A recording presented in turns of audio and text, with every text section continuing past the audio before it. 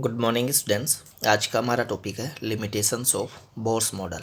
तो देखिए, Bohr's model की लिमिटेशन देखने से पहले हम ये देखेंगे कि बोर ने अपने एटॉमिक मॉडल से रदरफोर्ड मॉडल में जो कमियां रह गई थी, जो ड्रॉबैक्स रह गए थे, उनको किस तरीके से दूर किया था। तो देखिए, हम सबसे पहले रदरफोर्ड एटॉमिक मॉडल के ड्रॉबैक्स की बात करेंगे। रदरफोर्ड के अकॉर्डिंग एटम की जो स्ट्रक्चर है वो कुछ इस टाइप की होती है, रदरफोर्ड के एटॉमिक मॉडल के बेस पर एटम के सेंटर पर होता है न्यूक्लियस, पॉजिटिवली चार्ज्ड न्यूक्लियस। उस न्यूक्लियस के अराउंड इलेक्ट्रॉन्स ऑर्बिट्स में इस तरीके से रिवॉल्यूशन कर रहे होते हैं जैसे सन के अराउंड प्लैनेट्स रिवॉल्यूशन करते हैं। इसीलिए रदरफोर्ड एटॉमिक मॉडल को हमने प्लैनेटरी मॉडल भी नाम दिया था। क्लियर बात। तो एटम की स्ट्रक्चर कुछ इस टाइप की है, किसके अकॉर्डिंग? रदरफोर्ड एटॉमिक मॉडल के अकॉर्डिंग। बोर भी रदरफोर्ड एटॉमिक मॉडल की इस बात से एग्री था कि एटम के सेंटर पर है पॉजिटिवली चार्ज्ड न्यूक्लियस और उस न्यूक्लियस के अराउंड ऑर्बिट्स के अंदर रिवॉल्यूशन करते हैं कौन? इलेक्ट्रॉन्स। तो बोर भी एग्री है रदरफोर्ड की इस बात से।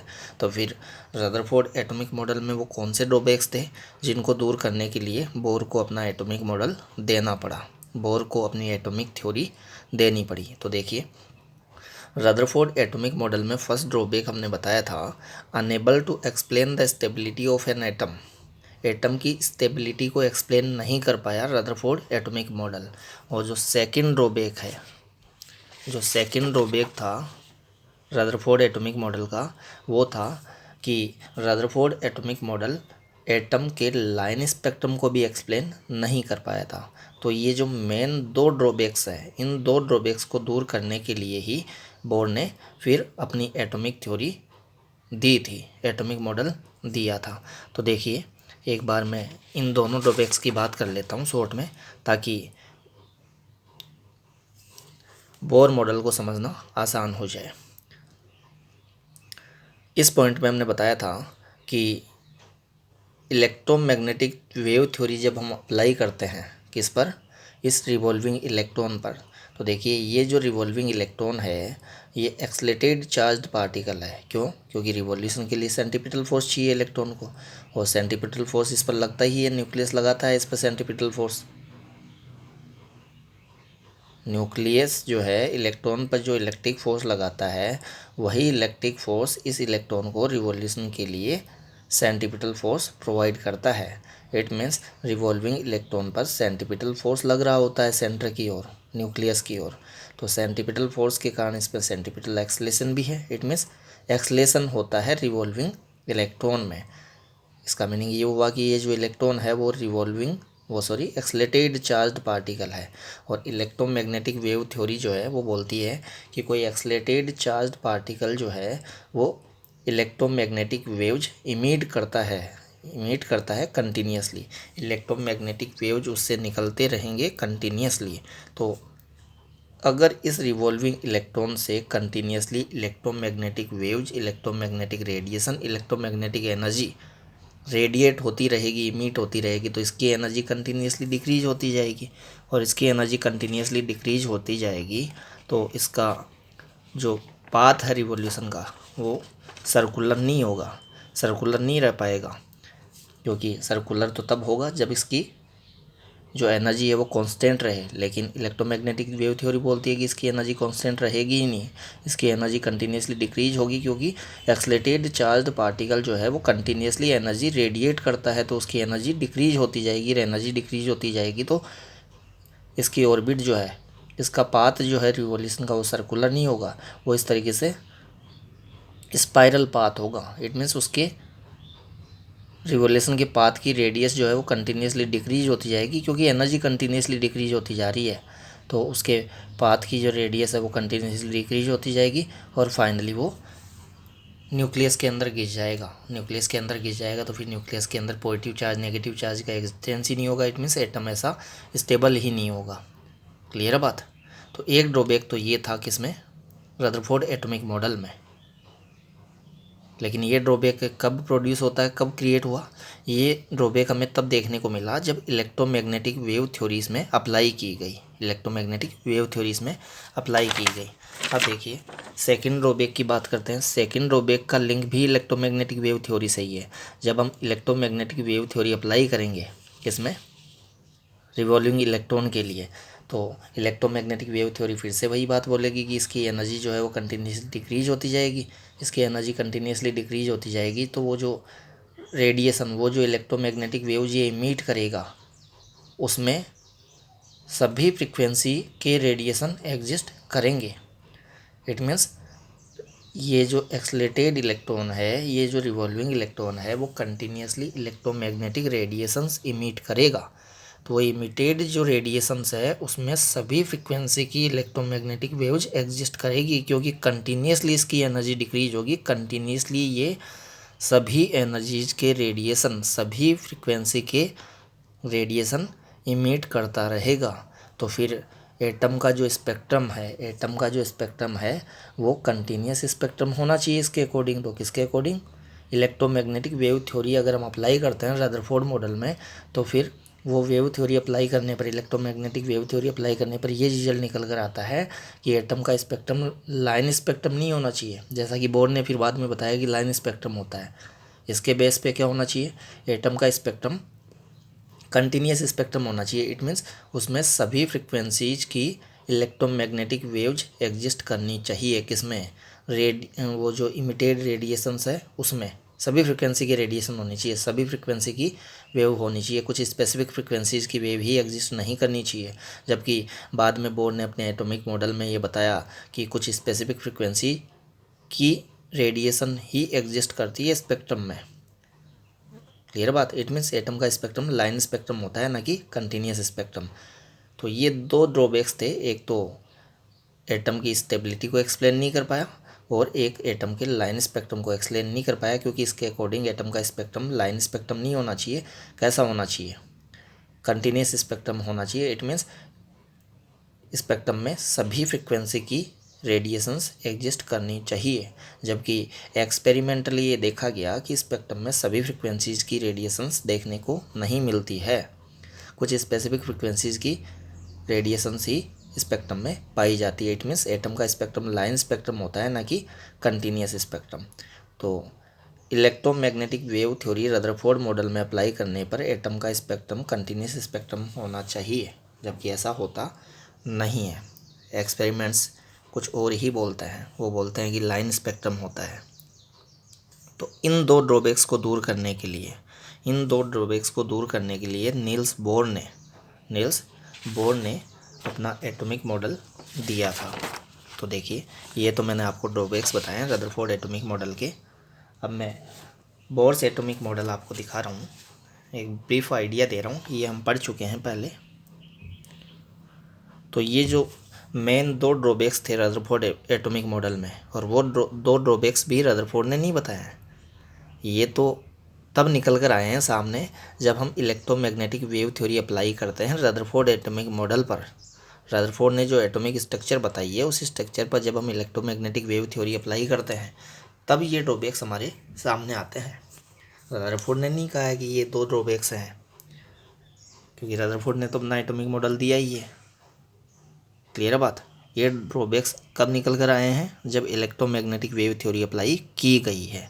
तो देखिए बोर उन दो ड्रॉबैक्स को दूर करने के लिए क्या बोलता है, बोर बोलता है कि ये इलेक्ट्रोमैग्नेटिक वेव थ्योरी जो है वो एटॉमिक स्केल पर एप्लीकेबल नहीं होती है। इट मीन्स उस रिवॉल्विंग इलेक्ट्रॉन के लिए ये इलेक्ट्रोमैग्नेटिक वेव थ्योरी एप्लीकेबल नहीं है। हाँ, इलेक्ट्रोमैग्नेटिक वेव थ्योरी जो है वो लार्ज स्केल फिनोमेना के लिए एप्लीकेबल है। ऐसा नहीं है कि इलेक्ट्रोमैग्नेटिक वेव थ्योरी गलत बोलती है, बोलती तो सही ही है। क्या बोलती है electromagnetic wave theory? Electromagnetic wave theory बोलती है कि कोई accelerated charged particle continuously electromagnetic waves emit करता रहता है। इट मीन्स वो एनर्जी रेडिएट करता रहता है, उससे एनर्जी निकलती रहती है, रेडिएशंस निकलते रहते हैं। ये बात ठीक है, लेकिन बोर ने कहा कि ये बात केवल लार्ज स्केल फिनोमेना के लिए ही ठीक है। एटॉमिक स्केल की फिनोमेना के लिए, ये एटॉमिक स्केल की जो प्रोसेस होती है, इलेक्ट्रॉन का जो रिवॉल्यूशन है वो एटॉमिक स्केल की प्रोसेस है, एटॉमिक स्केल का फिनोमिना है, तो उसके लिए एप्लीकेबल नहीं है। ये बात बोली किसने? बोर ने। इट मीन्स बोर ये कह रहा है कि आप इलेक्ट्रोमैग्नेटिक वेव थ्योरी वहाँ मत लगाइए रिवॉल्विंग इलेक्ट्रॉन पर। तो इलेक्ट्रोमैग्नेटिक वेव थ्योरी जब हम लगाएंगे ही नहीं रिवॉल्विंग इलेक्ट्रॉन पर, तो रदरफोर्ड एटॉमिक मॉडल में जो 2 ड्रॉबैक्स निकल कर आए थे वो भी नहीं आएंगे, क्योंकि वो 2 ड्रॉबैक्स तो इलेक्ट्रोमैग्नेटिक वेव थ्योरी ने ही तो निकाले थे, वो अप्लाई करने पर ही तो निकल कर सामने आए थे वो 2 ड्रॉबैक्स। क्लियर है बात? तो बोर बोलता है कि electromagnetic wave theory atomic scale की प्रोसेस के लिए एप्लीकेबल नहीं है। क्लियर है बात? तो बोर ने फिर अपने फर्स्ट पोस्टुलेट में, बोर ने जो अपना एटॉमिक मॉडल दिया है वो 3 पोस्टुलेट्स की फॉर्म में दिया है। तो बोर ने अपने फर्स्ट पोस्टुलेट में यही बात बोली है कि revolving electron electromagnetic waves radiate नहीं करता है, इलेक्ट्रोमैग्नेटिक वेव्स इमिट नहीं करता है, इलेक्ट्रोमैग्नेटिक वेव्स की फॉर्म में एनर्जी इमिट नहीं करता है रिवॉल्विंग इलेक्ट्रॉन। कब? जब वो एक स्पेसिफिक ऑर्बिट में रिवॉल्यूशन कर रहा होता है न्यूक्लियस के अराउंड। उस स्पेसिफिक ऑर्बिट को बोर ने नाम दिया है स्टेशनरी और स्टेबल ऑर्बिट। क्लियर है बात? तो फर्स्ट पोस्टुलेट जो है उसमें बोर ने यही कहा है कि इलेक्ट्रॉन एक स्टेशनरी ऑर्बिट में जब तक रिवॉल्यूशन कर रहा होता है न्यूक्लियस के अराउंड, तब तक वो इलेक्ट्रोमैग्नेटिक वेव्स इमिट नहीं करता है, उसकी एनर्जी कंटिन्यूसली डिक्रीज नहीं होती है और वो फाइनली न्यूक्लियस में नहीं गिरता है। क्लियर है बात? और अब उसकी वो इलेक्ट्रोमैग्नेटिक वेव्स इमिट करता ही नहीं है तो उसकी एनर्जी डिक्रीज भी नहीं होगी। और अभी हमने कहा था कि उसकी एनर्जी कंटिन्यूसली डिक्रीज होती जाएगी। इट मीन्स एटम का जो स्पेक्ट्रम मिलेगा वो कैसा मिलना चाहिए? कंटिन्यूस स्पेक्ट्रम मिलना चाहिए, लाइन स्पेक्ट्रम नहीं मिलना चाहिए। इट मीन्स रेड स्पेक्ट्रम में सभी फ्रिक्वेंसीज की रेडिएशंस एग्जिस्ट करनी चाहिए। लेकिन वो बात भी यहाँ ख़त्म हो गई। क्यों? क्योंकि ये बोल रहा है कि इलेक्ट्रोमैग्नेटिक वेव थ्योरी आप अप्लाई करिए ही मत, और इलेक्ट्रोमैग्नेटिक वेव थ्योरी से ही तो वो दोनों डोबेक्स निकल के आए थे। फर्स्ट पोस्टुलेट में उसने बोला कि स्टेबल ऑर्बिट्स में रिवॉल्यूशन करता हुआ इलेक्ट्रॉन इलेक्ट्रोमैग्नेटिक वेव्स इमिट नहीं करता है। थर्ड पोस्टुलेट में फिर उसने ये बताइए कि कब इमिट होगा, कब एनर्जी का एब्जॉर्प्शन होगा, कब एनर्जी का अमिशन होगा। तो वो बोलता है कि जब इलेक्ट्रॉन लोअर ऑर्बिट से अपर ऑर्बिट में जाता है तो इलेक्ट्रॉन एनर्जी को एब्जॉर्ब करता है, और जब अपर ऑर्बिट से लोअर ऑर्बिट में आता है तो वो एनर्जी इमिट करता है। तो अमिशन एंड एब्जॉर्प्शन की बात उसने तब बोली है जब इलेक्ट्रॉन एक ऑर्बिट से दूसरी ऑर्बिट में ट्रांजिशन करता है। तब एक स्टेबल ऑर्बिट में जब तक इलेक्ट्रॉन रिवॉल्यूशन कर रहा होता है तब तक वो इलेक्ट्रोमैग्नेटिक वेव्स रेडिएट नहीं करता है, इमिट नहीं करता है। तो देखिए एब्जॉर्प्शन बताया है, जब लोअर ऑर्बिट से अपर ऑर्बिट में जाता है तब एब्जॉर्प्शन होगा, और अपर से जब लोअर में आता है तो अमिशन होगा। तो एब्जॉर्प्शन अमिशन की बात की है बोर ने, लेकिन ट्रांजिशन के दौरान एक ऑर्बिट से दूसरी ऑर्बिट में जब इलेक्ट्रॉन जाता है उसका ट्रांजिशन होता है तभी एब्जॉर्प्शन और अमिशन होगा। अदरवाइज़ तो वो एक स्टेबल ऑर्बिट में जब तक रिवॉल्यूशन कर रहा है न्यूक्लियस के अराउंड तो वो न एब्जॉर्ब करेगा एनर्जी को, न अमिशन होगा उससे। ये बात कर रहा है बोर। क्लियर बात? फिर लाइन स्पेक्ट्रम को कौन एक्सप्लेन नहीं कर पाया था? हाइड्रोजन एटम के लाइन स्पेक्ट्रम को एक्सप्लेन नहीं कर पा रहा था रदरफोर्ड मॉडल, क्योंकि रदरफोर्ड मॉडल के अकॉर्डिंग तो स्पेक्ट्रम कैसा होना चाहिए था? कंटिन्यूस स्पेक्ट्रम होना चाहिए था। स्पेक्ट्रम में सभी फ्रिक्वेंसी की वेव्स एग्जिस्ट करनी चाहिए थी। क्लियर बात? जबकि मैंने बताया कि एक्सपेरिमेंटल जो ऑब्जर्वेशंस थी, एक्सपेरिमेंट्स में जो देखने को मिला था वो ये मिला था कि एटम का जो स्पेक्ट्रम है वो कंटिन्यूस स्पेक्ट्रम नहीं है, उसमें सभी फ्रिक्वेंसी के रेडिएशन एग्जिस्ट नहीं करते हैं, उसमें कुछ स्पेसिफिक फ्रिक्वेंसीज़ के रेडिएशन ही एग्जिस्ट करते हैं। तो उसमें कुछ स्पेसिफिक फ्रिक्वेंसीज़ के रेडिएशन ही एग्जिस्ट क्यों करते हैं, इस बात को बाद में बोर ने अपने एटॉमिक थ्योरी के बेस पे, अपने एटॉमिक मॉडल के बेस पे एक्सप्लेन किया था। तो देखिए इसके लिए भी हम टॉपिक देख चुके हैं, ये टॉपिक हम देख चुके हैं, explanation of hydrogens line spectrum by bourse theory. तो देखिए ये हमने डेरिवेशन देखा था, और इस डेरिवेशन में हमें फ्रिक्वेंसी के लिए एक फॉर्मूला मिला था। देखिए nu equal to R C 1/n1 square minus 1/n2 square, या n1 n2 क्या है? इंटीजर है, जो कि हमने प्रिंसिपल क्वांटम नंबर बताया था ऑर्बिट्स के लिए। या हम n1 से n2 ऑर्बिट में इलेक्ट्रॉन के ट्रांजिशन से जो रेडिएशन इमिट होती है उस इमिटेड रेडिएशन की ये फ्रिक्वेंसी बता के चल रहे हैं। कहाँ से कहाँ तक? लोअर ऑर्बिट n1 से अपर ऑर्बिट N2, लोअर ऑर्बिट है N1, अपर ऑर्बिट है N2। तो अपर ऑर्बिट N2 से लोअर ऑर्बिट N1 में जब इलेक्ट्रॉन का ट्रांजिशन होता है, इट मीन्स इलेक्ट्रॉन जब ऊपर से नीचे आता है, तो वो जो रेडिएशन इमिट करता है, उस इमिटेड रेडिएशन की फ्रिक्वेंसी का फॉर्मूला ये बताया था हमने। क्लियर है बात। और इसमें देखिए N1 N2 जो है उसके कुछ इंटीजर वैल्यू ही पॉसिबल है।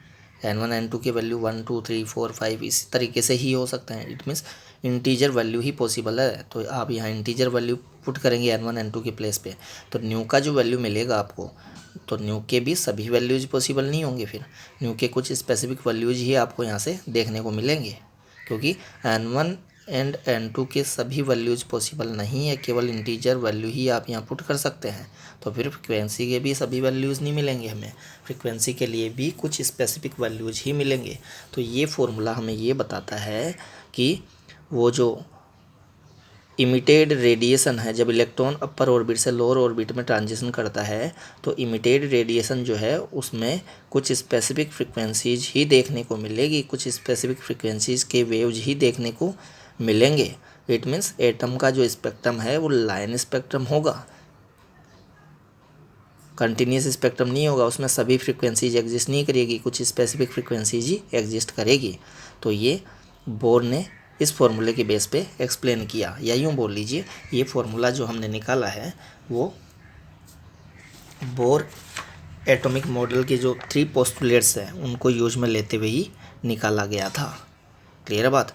तो बोर एटॉमिक मॉडल के बेस पे हमने हाइड्रोजन एटम के लाइन स्पेक्ट्रम को एक्सप्लेन किया भी था, और फिर हाइड्रोजन एटम के लाइन स्पेक्ट्रम की वेरियस स्पेक्ट्रल सीरीज की बात की थी। और सीरीज़ देखिए हमने बताई थी, Lyman series, Balmer series, Paschen series, Brackett series, Pfund series, इस तरीके से हमने सीरीज की बात की थी। क्लियर है बात। तो अब हम स्टार्ट करते हैं लिमिटेशंस ऑफ बोर्स मॉडल। इतना देखने के बाद हम इस टॉपिक पे आएंगे, तो इस टॉपिक को समझना बहुत आसान हो जाएगा, क्योंकि हमने पूरा वापस रिकॉल कर लिया है कि रदरफोर्ड का एटॉमिक मॉडल क्या था, उसके ड्रॉबैक्स क्या थे, फिर बोर्न को एटॉमिक मॉडल क्यों देना पड़ा, बोर्न ने अपना एटॉमिक मॉडल में क्या कहा, और उसने किस तरीके से रदरफोर्ड एटॉमिक मॉडल के ड्रॉबैक को दूर किया। अब देखिए रदरफोर्ड एटॉमिक मॉडल के जो मेन 2 ड्रॉबैक्स थे उनको तो एक्सप्लेन कर दिया, उनको तो दूर कर दिया किसने, बोर ने अपने एटॉमिक मॉडल में। लेकिन बोर के एटॉमिक मॉडल में भी कुछ शॉर्टकमिंग्स है, कुछ लिमिटेशंस है, तो उन्हीं की हम इस वीडियो लेक्चर में बात करने जा रहे हैं। तो देखिए फर्स्ट जो लिमिटेशन हमने बताई है बोर्स एटॉमिक मॉडल की, उसमें हमने बताया है कि बोर एटॉमिक थ्योरी जो है वो केवल उन्हीं एटम्स के लिए, केवल उन्हीं आयंस के लिए एप्लीकेबल है जिनमें एक इलेक्ट्रॉन है न्यूक्लियस के अराउंड रिवॉल्यूशन करता हुआ। केवल एक ही इलेक्ट्रॉन होना चाहिए न्यूक्लियस के अराउंड रिवॉल्यूशन करता हुआ। तो सिंगल इलेक्ट्रॉन वाले एटम और आयन के लिए ही बोर्स एटॉमिक थ्योरी एप्लीकेबल है। अब देखिए सिंगल इलेक्ट्रॉन हाइड्रोजन में भी होता है, हाइड्रोजन एटम में एक ही होता है इलेक्ट्रॉन। लेकिन अगर हम हीलियम की बात करें तो हीलियम के पास 2 इलेक्ट्रॉन होते हैं, तो हीलियम के लिए ये एप्लीकेबल नहीं है। क्यों एप्लीकेबल नहीं है 2 इलेक्ट्रॉन या 2 से ज़्यादा इलेक्ट्रॉन्स वाले के लिए, उसकी अभी हम बात करेंगे। इस नोट पॉइंट में हमने वो बात बताई भी है, तो उसकी तो अभी मैं बात करूँगा कि एक इलेक्ट्रॉन वाले के लिए ही ये एप्लीकेबल क्यों है, एक से ज़्यादा इलेक्ट्रॉन वाले किसी एटम और आयन के लिए एप्लीकेबल क्यों नहीं है। तो यहाँ पहले मैं एग्जांपल दे रहा हूँ, एक इलेक्ट्रॉन किन किन के पास होता है। देखिए हाइड्रोजन एटम के पास एक ही इलेक्ट्रॉन होता है, क्योंकि हाइड्रोजन का एटॉमिक नंबर 1 होता है, और जितना एटॉमिक नंबर है उतने ही इलेक्ट्रॉन होते हैं न्यूक्लियस के अराउंड रिवॉल्यूशन करते हुए। तो हाइड्रोजन एटम के पास तो एक ही इलेक्ट्रॉन है, तो इसके लिए तो एप्लीकेबल है बोर्स एटॉमिक मॉडल। लेकिन हीलियम के लिए एप्लीकेबल नहीं है, क्योंकि हीलियम का एटॉमिक नंबर है 2, तो 2 एटॉमिक नंबर है, तो फिर हीलियम के पास 2 इलेक्ट्रॉन्स है, और ये एक इलेक्ट्रॉन वाले के लिए एप्लीकेबल है। लेकिन हीलियम प्लस के लिए एप्लीकेबल है, हीलियम आयन के लिए एप्लीकेबल है, सिंगली आयनाइज्ड हीलियम के लिए एप्लीकेबल है। सिंगली आयनाइज्ड हीलियम उसको बोल रहे हैं जिसने अपना एक इलेक्ट्रॉन जो है वो इमिट कर रखा है, एक इलेक्ट्रॉन निकला हुआ है उससे। तो ये 2 इलेक्ट्रॉन है, उसमें से 1 इलेक्ट्रॉन निकला हुआ है तो 1 इलेक्ट्रॉन ही रहेगा फिर इसके पास में। तो अभी हमने कहा था कि सिंगल इलेक्ट्रॉन वाले के लिए तो एप्लीकेबल है, तो हीलियम के लिए तो एप्लीकेबल नहीं है, लेकिन He+ के लिए एप्लीकेबल है। He के लिए एप्लीकेबल नहीं है, He+ के लिए एप्लीकेबल है। ऐसे ही लिथियम की बात करें तो लिथियम के लिए एटॉमिक नंबर 3 होता है, 3 एटॉमिक नंबर है तो उसके पास 3 इलेक्ट्रॉन्स होते हैं, तो लिथियम के लिए एप्लीकेबल नहीं है बोर एटॉमिक मॉडल। लिथियम के 3 इलेक्ट्रॉन्स में से अगर 2 इलेक्ट्रॉन्स को निकाल दिया जाए, इट मीन्स Li+2 बन जाए वो, तो फिर उसके पास 1 इलेक्ट्रॉन रहेगा, क्योंकि 2 इलेक्ट्रॉन का मिशन हो गया है, उससे बाहर निकल गए हैं, मीट हो गए हैं उससे। क्लियर बात। तो 1 इलेक्ट्रॉन रहेगा, तो इसके लिए एप्लीकेबल है। इसको हम बोल रहे हैं डबली आयनाइज्ड लिथियम। तो singly ionized helium, doubly ionized lithium और हाइड्रोजन एटम, इनके लिए एप्लीकेबल है। या ऐसे ही हम और देख सकते हैं, लेकिन 1 इलेक्ट्रॉन ही जिसके पास होगा उसी एटम और आयन के लिए एप्लीकेबल होगा रदरफोर्ड्स एटॉमिक मॉडल और रदरफोर्ड्स थ्योरी। क्लियर बात। तो ये एक वाले के लिए एप्लीकेबल क्यों बता के चल रहे हैं, देखिए हमने जितने भी फॉर्मूले डेराइव किए हैं, चाहे वो रिवॉल्विंग इलेक्ट्रॉन की ऑर्बिट की रेडियस का फॉर्मूला हो, चाहे वो ऑर्बिटल स्पीड का फॉर्मूला हो, चाहे वो kinetic energy, potential energy, total energy, revolution time period, frequency of revolution के फॉर्मूले हों, हमने जितने भी फॉर्मूले बोर एटॉमिक मॉडल के बेस पे डेराइव किए हैं, अब उन सब में हमने न्यूक्लियस के अराउंड एक ही इलेक्ट्रॉन रिवॉल्यूशन करते हुए लिया है। और उसमें जो इक्वेशन हम बता के चलते थे बोर की फर्स्ट पोस्टुलेट में हम बात करते थे कि न्यूक्लियस के अराउंड इलेक्ट्रॉन रिवॉल्यूशन कर रहा होता है स्टेबल ऑर्बिट में। और रिवॉल्यूशन के लिए इसको जो सेंट्रीपिटल फोर्स मिलता है वो कहाँ से मिलता है, ये positively charge nucleus negatively charge electron पर जो कूलाम अट्रैक्टिव फोर्स लगाता है, वो कूलाम अट्रैक्टिव फोर्स ही, वो इलेक्ट्रिक फोर्स ही रिक्वायर्ड सेंट्रीपिटल फोर्स प्रोवाइड करता है रिवॉल्यूशन के लिए। तो देखिए Fc=Fe, centripetal force = electric force between nucleus and electron. तो सेंट्रीपिटल फोर्स तो क्लास 11 से हम जानते हैं mv²/r होता है, इलेक्ट्रिक फोर्स K Q1Q2/r² होता है फर्स्ट चैप्टर से। K Q1 के प्लेस पे इसका चार्ज, Q2 के प्लेस पे इसका चार्ज, और अपॉन r² इन दोनों की, r जो है इन दोनों के बीच की डिस्टेंस है जो कि इस ऑर्बिट की रेडियस के इक्वल है, तो r²। क्लियर बात। तो देखिए ये जो फॉर्मूला है सेंट्रीपिटल फोर्स का, ये जो हमने फॉर्मूला बताया है, इसमें केवल हमने न्यूक्लियस, इस इलेक्ट्रॉन पर न्यूक्लियस जो इलेक्ट्रिक फोर्स लगा रहा है केवल उसी फोर्स को कंसिडर किया है। जबकि अगर 2 इलेक्ट्रॉन होंगे, अज्यूम कीजिए 2 इलेक्ट्रॉन वाले एटम की बात करते हैं, हीलियम की बात करते हैं, हीलियम के पास 2 इलेक्ट्रॉन है, तो फिर 1 इलेक्ट्रॉन और होगा। तो अब इस रिवॉल्विंग इलेक्ट्रॉन पर न्यूक्लियस तो अट्रैक्टिव फोर्स लगाएगा ही लगाएगा, साथ ही इस एटम का जो दूसरा इलेक्ट्रॉन है वो भी तो इस रिवॉल्विंग इलेक्ट्रॉन पर रिपल्सिव फोर्स अप्लाई करेगा। इलेक्ट्रॉन में रिपल्सन भी तो होगा, इन दोनों में अट्रैक्शन और इन दोनों में रिपल्सन होगा। तो उस रिपल्सन को हमने जितने भी डेरिवेशन किए हैं उसमें इंक्लूड नहीं किया है। जितने भी डेरिवेशंस हमने किए हैं, जितने भी रिजल्ट्स हमें मिले हैं बोर एटॉमिक थ्योरी के बेस पे, उन सब में सेंट्रीपिटल फोर्स में केवल हमने न्यूक्लियस जो जितना इलेक्ट्रिक फोर्स लगाता है इलेक्ट्रॉन पर उसी को कंसिडर किया है। तो जितने भी रिजल्ट्स हमें मिले हैं, जितने भी फॉर्मूले हमें मिले हैं, वो न्यूक्लियस के अराउंड रिवॉल्यूशन, सिंगल इलेक्ट्रॉन की रिवॉल्यूशन के लिए ही मिले हैं। क्लियर है बात। क्योंकि अगर आप एक से ज़्यादा इलेक्ट्रॉन की रिवॉल्यूशन की यहाँ बात करेंगे तो फिर तो मैंने बताया आपको इलेक्ट्रॉन के बीच में होने वाले इंटरेक्शन को, इलेक्ट्रॉन के बीच में लगने वाले कूलाम रिपल्सिव फोर्स को भी इंक्लूड करना होगा, किसमें, सेंट्रीपिटल फोर्स में, जो कि उन फॉर्मूलों को डेराइव करते वक्त हमने नहीं किया है इंक्लूड।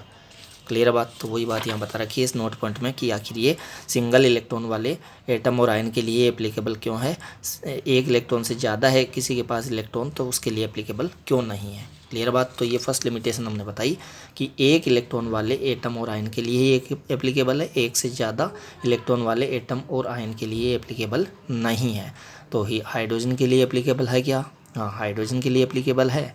हीलियम के लिए है क्या? नहीं। हीलियम+ के लिए एप्लीकेबल है। लिथियम के लिए है क्या? नहीं। लिथियम+2 के लिए एप्लीकेबल है। क्लियर बात। जिनके पास भी 1 इलेक्ट्रॉन होगा उनके लिए एप्लीकेबल है।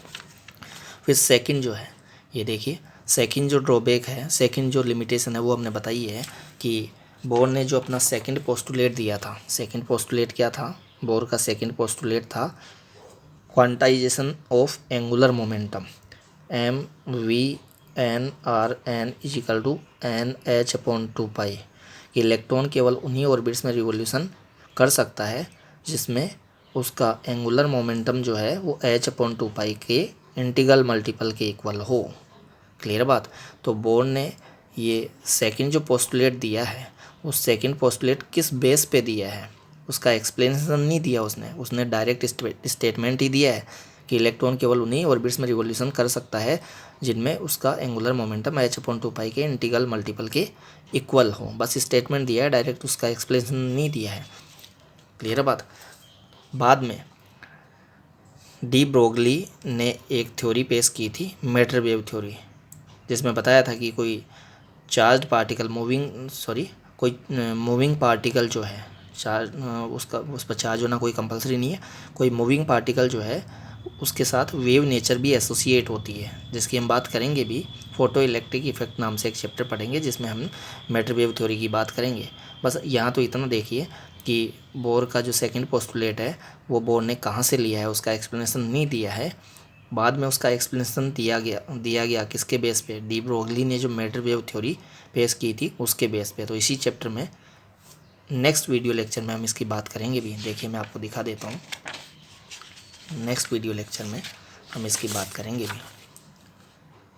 इस चैप्टर का लास्ट टॉपिक यही है, क्या, explanation of Bohr's second postulate of quantization by matter wave theory proposed by de Broglie.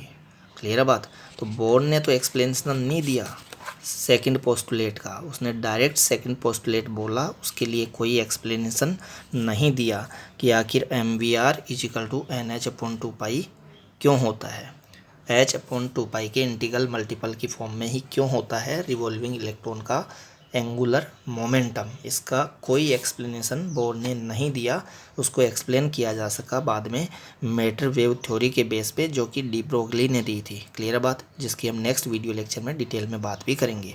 फिर देखिए ये थर्ड जो लिमिटेशन है उसमें ये बताया है कि एटम का जो स्पेक्ट्रम हम बता के चलते हैं, जिसमें हमें स्पेक्ट्रल लाइंस दिखलाई पड़ती है। मैं यहाँ एमिशन स्पेक्ट्रम की बात करके चल रहा हूँ। तो डार्क बैकग्राउंड पर ब्राइट लाइंस जो हमें दिखलाई पड़ती है, उसमें कुछ स्पेक्ट्रल लाइंस जो है उनकी इंटेंसिटी ज़्यादा होती है, उनकी ब्राइटनेस ज़्यादा होती है, और कुछ स्पेक्ट्रल लाइंस जो है उनकी इंटेंसिटी कम होती है, उनकी ब्राइटनेस कंपैरेटिवली कम होती है। तो स्पेक्ट्रम में कुछ स्पेक्ट्रल लाइंस की इंटेंसिटी ज़्यादा क्यों है और कुछ स्पेक्ट्रल लाइंस की इंटेंसिटी कम क्यों है, इसका एक्सप्लेनेशन जो है वो बोर एटॉमिक मॉडल से नहीं दिया जा सका। हाँ, बोर एटॉमिक मॉडल ने इतना ज़रूर बता दिया था कि स्पेक्ट्रम में वो जो स्पेक्ट्रल लाइंस है, वो जो रेडिएशंस है, उनकी फ्रिक्वेंसी क्या है। तो फ्रिक्वेंसी के लिए तो फॉर्मूला दे दिया था, फ्रिक्वेंसी का फॉर्मूला तो अभी मैंने आपको दिखाया भी था, ये था, ये इमिटेड रेडिएशन की फ्रिक्वेंसी के लिए फॉर्मूला था। इस फॉर्मूले से हम स्पेक्ट्रम में किसी स्पेक्ट्रल लाइन की फ्रिक्वेंसी निकाल सकते हैं। तो फ्रिक्वेंसी का तो पता चल जाता है बोर एटॉमिक मॉडल से, लेकिन स्पेक्ट्रम में वो जो स्पेक्ट्रल लाइंस है उनकी रिलेटिव इंटेंसिटी का पता नहीं चलता है कि कुछ स्पेक्ट्रल लाइंस की ब्राइटनेस ज़्यादा क्यों है, कुछ की कम क्यों है। क्लियर बात। तो ये थर्ड लिमिटेशन है। फोर्थ जो लिमिटेशन है इसमें ये बताया कि स्पेक्ट्रल लाइंस जो होती है, कोई सी भी स्पेक्ट्रल लाइन जो है वो बहुत सारी छोटी बारीक कई स्पेक्ट्रल लाइंस से मिलकर बनी होती है। तो किसी स्पेक्ट्रल लाइन की इस फाइन स्ट्रक्चर को, इस बारीक स्ट्रक्चर को एक्सप्लेन नहीं कर पाया कौन, bore atomic model. Bore atomic model ने स्पेक्ट्रम में स्पेक्ट्रल लाइंस की तो बात की, उनकी फ्रिक्वेंसी भी बता दी, लेकिन कोई सिंगल स्पेक्ट्रल लाइन जो है वो ग्रुप, कई स्पेक्ट्रल लाइंस, पास स्थित कई स्पेक्ट्रल लाइंस के ग्रुप की फॉर्म में होती है। इट मीन्स एक स्पेक्ट्रल लाइन कई स्पेक्ट्रल लाइन से मिलकर बनी होती है, पास स्थित कई स्पेक्ट्रल लाइन से मिलकर बनी होती है।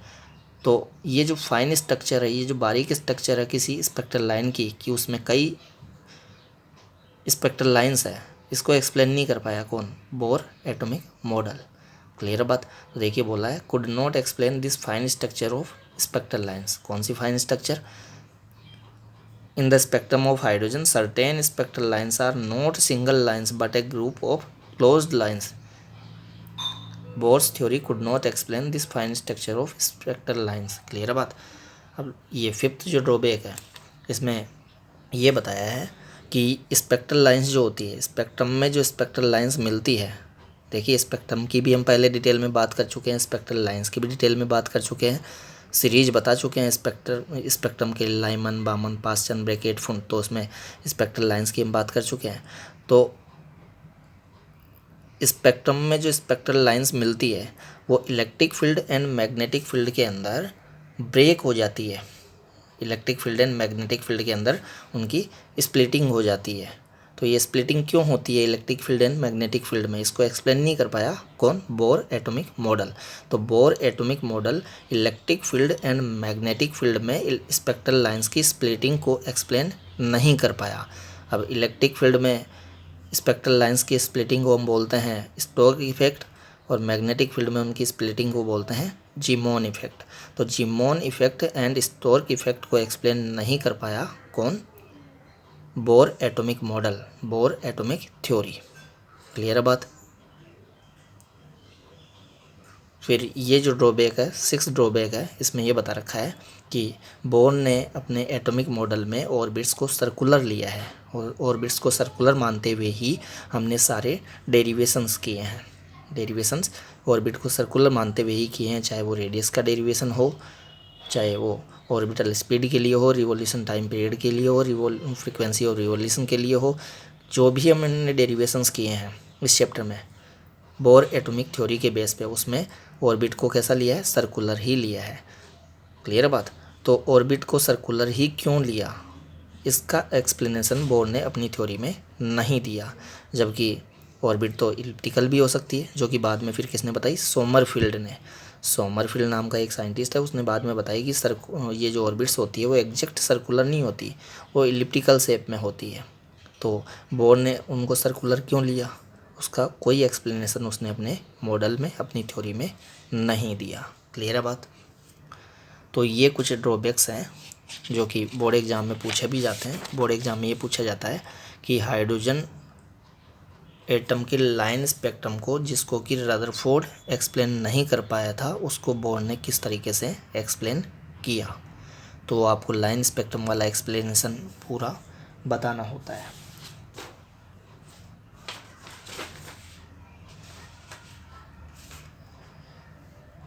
क्लियर है। ये तो हम नेक्स्ट वीडियो लेक्चर में देखेंगे, जो कि इस चैप्टर के लिए लास्ट वीडियो लेक्चर होगा। बोर का जो सेकंड पोस्टुलेट है उसका एक्सप्लेनेशन किसके बेस पे, मैटर वेव थ्योरी के बेस पे, जो कि किसने दी थी, डी ब्रोगली ने। अभी हमने बताया भी था कि बोर ने सेकंड पोस्टुलेट जो है वो डायरेक्ट बोला था, उसका स्टेटमेंट, उसका कोई एक्सप्लेनेशन नहीं दिया था। क्लियर बात। तो ये हमारा वीडियो लेक्चर कंप्लीट होता है। ये किसके लिए था, टॉपिक था हमारा limitations of bourse theory. Thank you.